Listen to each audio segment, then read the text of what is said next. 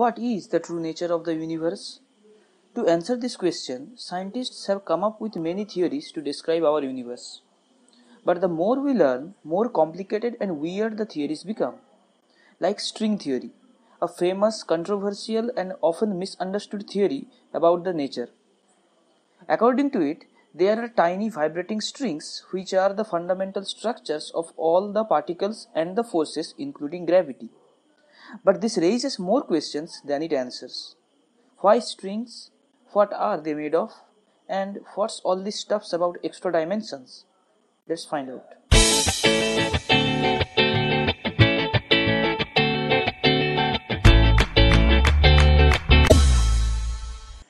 The Standard Model of Particle Physics is the most tested and verified theory of physics till date. Its equations predict many things with stunning accuracy. But it is still incomplete. We need to use physical measurement to fix 19 free parameters like the masses of particles and their charges, etc. And also there's gravity, which does not fit into the standard model at all. I have made a video on standard model. To watch the video, click on the I button.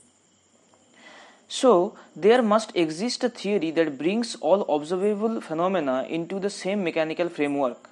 That would be a theory of everything, and this is the great hope of string theory. But from where did the idea of vibrating strings come? The idea started in the 60s with efforts to understand the behavior of hadrons collections of quarks bound by the gluons of the strong nuclear force. That includes protons and neutrons as well as mesons, which are a combination of a quark and an antiquark. Peculiarities in the interactions between pairs of mesons as well as an odd relationship between their angular momenta and masses suggested that the quarks in mesons are connected by strings. In this case, the strings are stretched out tubes of strong nuclear force. These vibrating elastic bands are made of gluons. A lot of work went into figuring out a quantum theory for the strong interaction based on this physics of strings.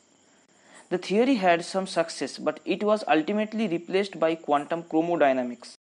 One of the reasons for its failure is that it predicted unwanted and unexpected vibrational modes in gluon field. Now, what's a vibrational mode in a quantum field? It is a particle.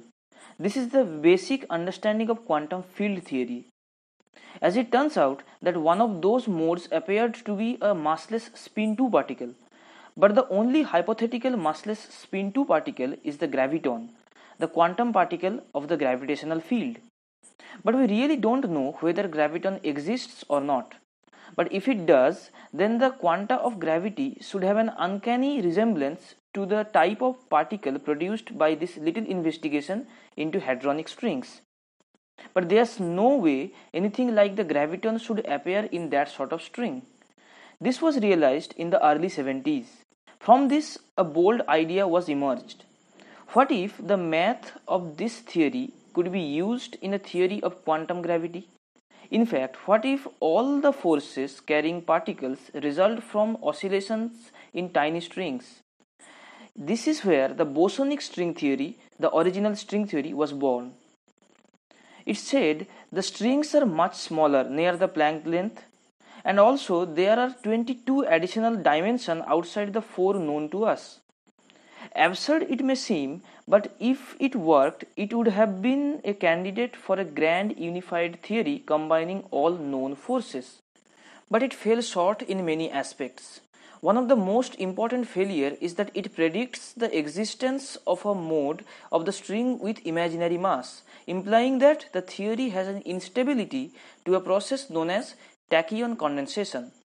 Still, it served as a good start.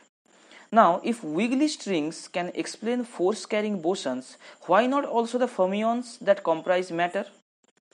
Through the 70s and 80s, several proposals introduced the idea of supersymmetry to bring the fermions and bosons into the same theoretical framework.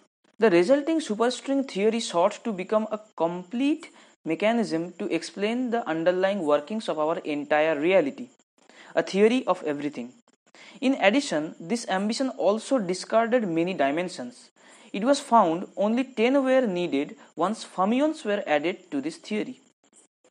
In 1995, Ed Wheaton brought the many forms of superstring theory together into the single framework of M theory, adding only one more spatial dimension for an 11-dimensional theory.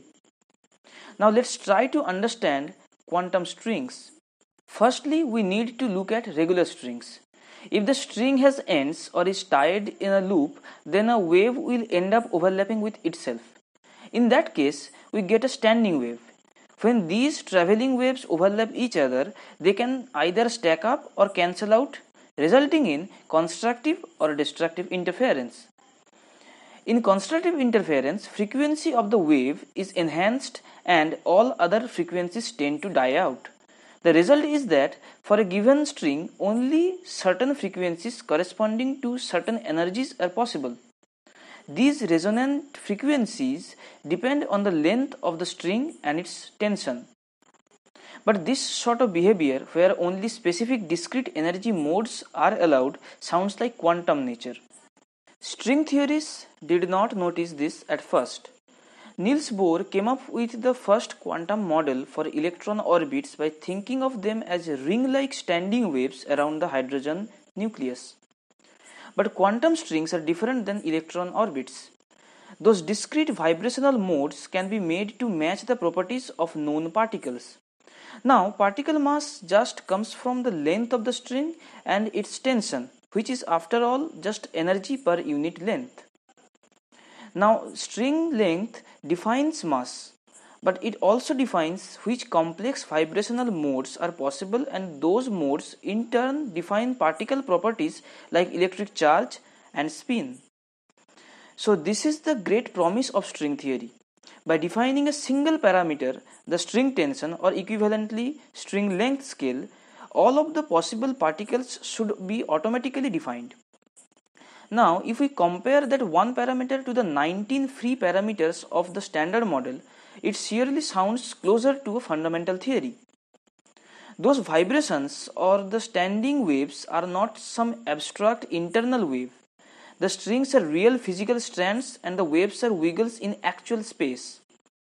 But here comes the most important question. What are the strings made of? Common answers include pure mass energy or topological irregularities in the fabric of reality. Or the most common answer is that we really don't know. Most string theorists are more interested in what strings can do, not what they are made of. They can hold energy, they can stretch, they can also merge and split apart. The last property is more important because it gives a mechanism for the particles of string theory to interact and to decay into other particles. The concept of strings coming together, joining and splitting apart is a huge strength of this theory. It solves one of the main problems in quantizing gravity. But if we try to describe gravitational interactions on the smaller scales, the energies required to interact on that scale produce black holes. We cannot even think about the shape of gravitational field on the Planck scale.